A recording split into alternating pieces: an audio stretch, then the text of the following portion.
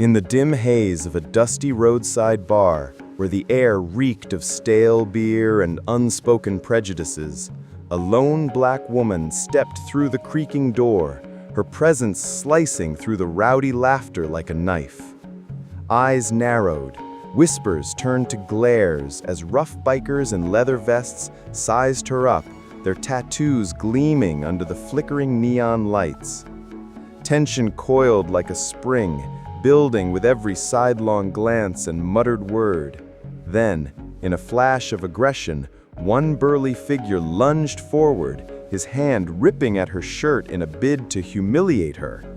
But what lay beneath froze the entire room, a revelation etched in ink that shattered the fragile veneer of their hatred, leaving silence in its wake.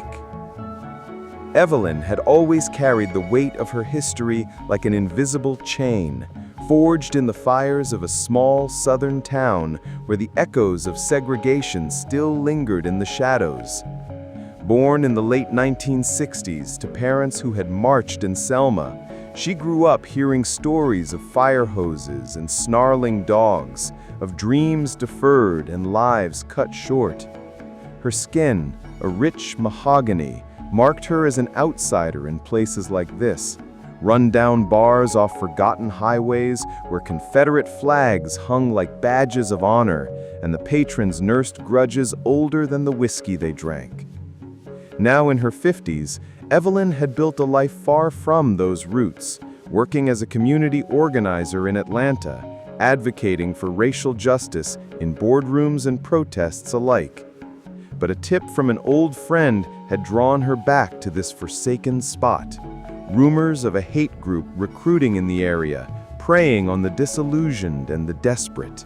She needed evidence, something tangible to expose them before they struck again. Dressed in faded jeans and a simple button-up shirt, she blended as best she could, her posture straight but unassuming, her eyes scanning the room with quiet determination. The bar itself was a relic of forgotten America, wooden walls scarred with decades of fights, pool tables worn from endless games, and a jukebox crooning old country tunes about lost causes. Bikers dominated the space, their Harleys parked outside like sentinels, engines still warm from the road. They were a mix of weathered veterans and young hotheads, united by ink that proclaimed loyalty to gangs with names evoking rebellion and supremacy. Evelyn felt the shift the moment she entered. Conversations hushed, chairs scraped back, and the bartender's pour slowed to a trickle. She ordered a soda, ignoring the stares that burned like cigarette embers on her skin. Curiosity gnawed at her. Why this place? Why now? But deeper still was the resolve, born from years of facing down injustice, to uncover whatever darkness festered here. As she sipped her drink, the air grew thicker, the unspoken rules of exclusion tightening around her like a noose. The tension simmered slowly at first, like heat rising from cracked asphalt on a summer day. Evelyn positioned herself at the far end of the bar, her back to the wall, observing the subtle dynamics that revealed so much. Groups of bikers huddled in clusters, their laughter booming but laced with an edge whenever their eyes drifted her way.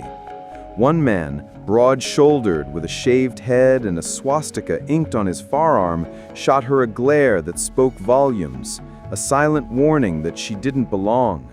She held his gaze for a moment too long, her calm demeanor a quiet defiance that only fueled the undercurrent of resentment. As minutes stretched into an hour, the harassment began in whispers, barely audible over the clink of glasses and the hum of conversation. A younger biker, his face flushed from too many drinks, leaned toward his companions, gesturing vaguely in her direction with a smirk. The group erupted in muffled chuckles, their bodies shifting to form a loose barrier, isolating her further. Evelyn's heart quickened, not from fear, but from the familiar sting of being reduced to a stereotype, the intruder in a space claimed by those who saw her color as a threat. She knew this script all too well. It was the same one played out in diners, stores, and streets across the country, where microaggressions built like storm clouds before the downpour. The escalation came gradually, each act bolder than the last. A bottle accidentally tipped over near her stool, spilling foam across the floor and drawing snickers. Then, a chair scraped loudly as another biker stood, sauntering closer under the pretense of reaching for peanuts beside her. His elbow brushed her arm, a deliberate invasion of space that sent a ripple through the room. Evelyn remained composed, her fingers tracing the rim of her glass, but inside, memories flooded back.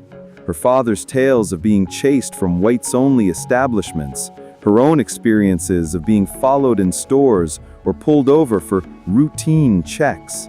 This wasn't just a bar, it was a microcosm of systemic racism where entitlement bred aggression and silence enabled it. The ringleader emerged from the pack, a towering figure named Jax, though she didn't know that yet, his vest adorned with patches proclaiming white pride and other symbols of division.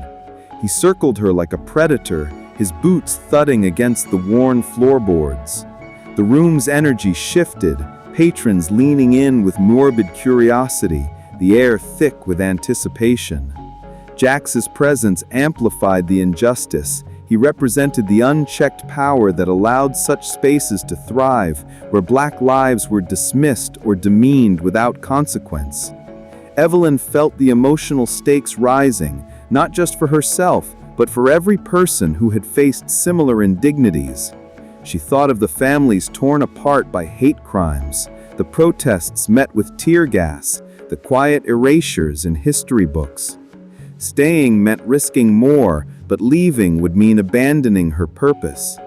As the night deepened, the bar's atmosphere grew volatile, fueled by alcohol and shared prejudices.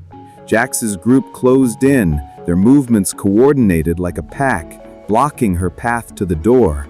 A shove came next, disguised as a stumble, pushing her against the counter. Pain shot through her shoulder, but she straightened, refusing to yield. The injustice peaked in these moments, the blatant disregard for her humanity, the collective complicity of the onlookers who averted their eyes. Evelyn's resolve hardened. She had come here to shine a light on this darkness, to gather proof of the recruiting whispers she'd overheard. But now, the personal toll mounted, her breath steadying as she braced for what was coming. The emotional tension wrapped around her chest, a reminder that racial injustice wasn't abstract, it was visceral, immediate, and all too real. The bar's energy reached a boiling point, the air electric with malice, as Jax lunged forward, his massive hand grasping the collar of Evelyn's shirt. In one swift, brutal motion, he tore it open, the fabric ripping with a sharp sound that echoed through the hushed space. Buttons scattered across the sticky floor like fallen stars, exposing her skin to the leering eyes of the crowd. Gasps rippled outward, but not from shock at the assault. At first, it was the thrill of dominance, the culmination of their built-up aggression. Evelyn staggered back, her arms instinctively crossing her chest, but she didn't scream or flee. Instead, she stood tall, her gaze locking onto Jax's with unyielding fire. Then, the revelation hit like a thunderclap. Etched across her torso in intricate, bold ink was a tattoo that commanded the room's attention. A sprawling mural of names, dates, and symbols chronicling the horrors of racial violence. At its center, the words Tulsa 1921 framed a depiction of burning homes and fleeing figures, surrounded by the names of lynching victims from her family's lineage, intertwined with chains breaking free into raised fists. It wasn't just art, it was a testament, a living memorial to the Greenwood Massacre and generations of Black resilience against white supremacy. The bar fell silent, the rowdy clamor dying as eyes widened in recognition. Jack's face drained of color, his triumphant sneer twisting into confusion, then dawning horror. He recognized elements, the same historical events his gang twisted into justifications for their hate, now staring back at him in undeniable truth. The intensity peaked as the crowd processed the tattoo's power. Scars beneath the tattoo hinted at personal wounds, perhaps from a hate-fueled attack in her youth, blending art with raw vulnerability. Evelyn's presence transformed from victim to symbol, her body a canvas that exposed their bigotry's fragility.